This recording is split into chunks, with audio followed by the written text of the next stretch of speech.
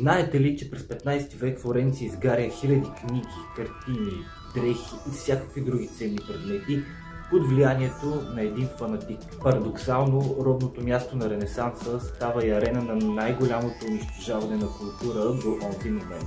През 1497 година един извратен монах, Джероламо Савонарола, определя Ренесанса като грях, а цялото изкуство, създадено в този период, като път към ада.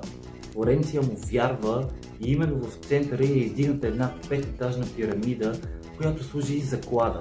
Именно там гражданите хвърляли хилядите предмети на изкуството и на забавленията и на културата, само и само за да се отърват от ада, както Савонарола. Самия психопат организира група от млади момчета и младежи, които ходят по къщите, шпионират и конфискуват всякакви ценни предмети, които съответно после били изхвърляни на клада. Кладата на суетата се смята за едно от най-големите културни унищожения в историята на Западна Европа.